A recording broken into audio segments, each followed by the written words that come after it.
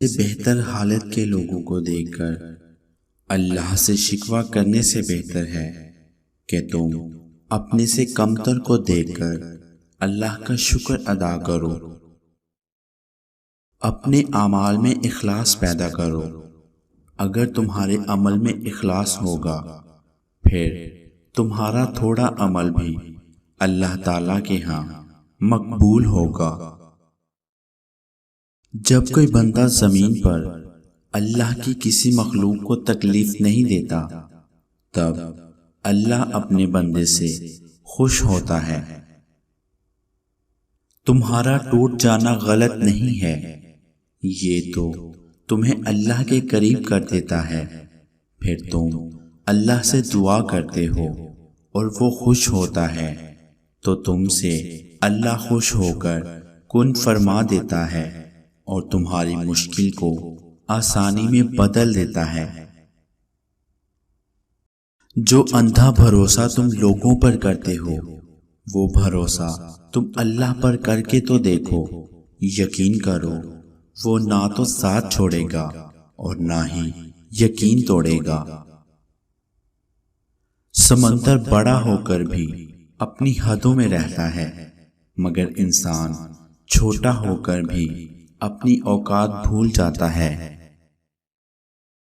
3 قسم کے لوگوں کو کبھی نہ بھولنا: جس نے مشکل میں ساتھ دیا، جس نے مشکل میں ساتھ چھوڑا اور جس نے مشکل میں ڈالا۔ آج کل ضرورت طے کرتی ہے کہ لہجہ کتنی دیر تک میٹھا رکھنا ہے۔ دنیا کا سب سے خوبصورت احساس یہی ہے کہ میرا اللہ مجھ سے کتنا پیار کرتا ہے۔ پوچھا گیا صبر جمیل کیا ہے؟ جواب آیا تم آزمائے جا رہے ہو اور تمہارا دل کہہ رہا ہو الحمدللہ۔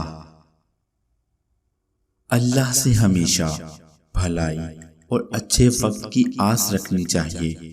وہ اپنے بندوں کو اسی چیز سے نوازتا ہے جو وہ اللہ سے توقع کرتے ہیں۔ بے شک حالات انسان کے ہاتھ میں نہیں ہیں لیکن جس کے ہاتھ میں ہیں وہ بہت رحیم اور رحمان ہے۔ زندگی نے 2 چیزیں ضرور سکھائی ہیں، ایک تو اپنے میں خوش رہنا، دوسرا اپنے اللہ کے سوا کسی سے کوئی امید نہ رکھنا۔ میں تیری رحمت سے بالکل مایوس نہیں ہوں یا اللہ، بس مجھے میری ہر آزمائش میں کامیابی عطا فرما دے، آمین۔ جب وضو کرنا مشکل لگ رہا ہو تو یہ سوچا کریں کہ گناہ دھونے جا رہا ہوں۔ کچھ لوگوں کے پاس کچھ نہیں ہوتا، وہ پھر بھی مسکرا رہے ہوتے ہیں، جانتے ہیں کیوں؟ کیونکہ وہ اللہ پاک سے اچھے کی امید رکھتے ہیں۔ تہجد کا خاموش سجدہ اور زار زار بہتے ہوئے آنسوؤں کو وہ کبھی ضائع نہیں کرتا۔ جب گزارش لاڈلی عبادت میں کی جائے تو لاڈلے کی دعا کہاں ادھوری رہ سکتی ہے۔ کائنات جو بھی کہے پھر وہ ہو کر رہتا ہے جو اس کا بندہ اس سے مانگ لیتا ہے۔ جب انسان ضمیر سے زیادہ جاگ جائے یا حقیقت سے زیادہ جان جائے تو وہ حدود وقت سے آگے نکل جاتا ہے۔ اگر تم تہجد کی نماز تک پہنچ جاؤ تو سمجھ لینا اللہ نے تمہیں اپنے قریب کر لیا ہے۔ اگر ہم یہ کہنے کی بجائے کہ دیواروں کے بھی کان ہوتے ہیں یہ کہنا شروع کر دیں فرشتوں کے ہاتھ میں بھی قلم ہے تو ہمیں لوگوں سے زیادہ اللہ کی فکر ہو جائے گی۔ جو کہتے ہیں کہ پیچھے مڑ کر نہیں دیکھنا چاہیے غلط کہتے ہیں، بار بار دیکھنا چاہیے کہ اپنی اوقات یاد رہے۔ کہ کہاں سے چلے تھے اور کہاں تک پہنچ گئے ہیں۔ جب تم سکون کی کمی محسوس کرو تو اپنے رب کے سامنے توبہ کر لیا کرو، کیونکہ یہ انسان کے گناہ ہی ہوتے ہیں جو دل کو بے چین رکھتے ہیں۔ کائنات میں کوئی اتنی شدت سے کسی کا انتظار نہیں کرتا جتنا اللہ پاک اپنے بندے کی توبہ کا کرتا ہے۔ اس لیے رات کو سونے سے پہلے اللہ پاک سے توبہ کر کے سویا کرو، کیا پتا کل صبح آنکھ کھلے یا نہ کھلے۔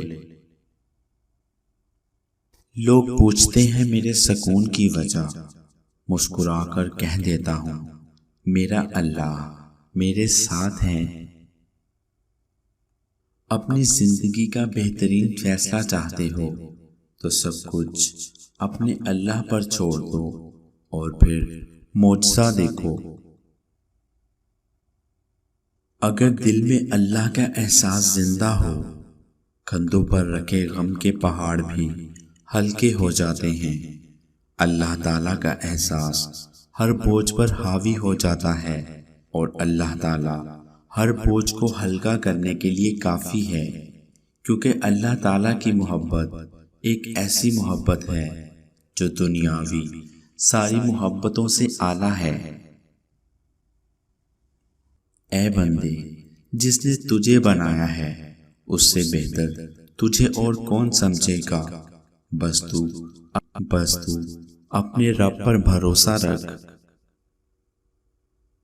نکاح میں بہت طاقت ہوتی ہے، کیونکہ اس میں گواہوں سے زیادہ اللہ کی مرضی شامل حال ہوتی ہے۔ محبت اگر عیب دیکھتی تو اللہ تعالیٰ کبھی ہماری طرف دیکھتا ہی نہ۔ کیجئے ہر بات پر صبر و شکر، کیونکہ بہت حسین ہے اللہ پاک پر یقین کا سفر۔ کچھ کو فوراً دے دیتا ہے اور کچھ کی آواز کو شاید بار بار سننا چاہتا ہے، اور کیسے ہی خوش نصیب ہیں وہ لوگ جن کی آواز کو اللہ پاک سننا چاہتا ہے۔ مانگنے کا حق اس نے تمہیں دیا ہے، جب اس نے سورۃ آل عمران میں فرما دیا ہے کہ دعا پہاڑوں کو بھی ان کی جگہ سے سرکا سکتی ہے، تو قبولیت کا شک تو بنتا ہی نہیں۔ اللہ نے مقدر لکھنے کا اختیار تمہیں دیا ہے، چاہو تو دعا کا تسلسل بڑھا لو یا مایوس بیٹھ جاؤ، چاہو تو سجدہ طویل کر لو اور چاہو تو تھک کر رک جاؤ۔ تمہارا کام صرف التجا کرنا ہے۔ اور جانتے ہو سکون کیا ہے؟ اپنے رب سے اکیلے میں بیٹھ کر گفتگو کرنا۔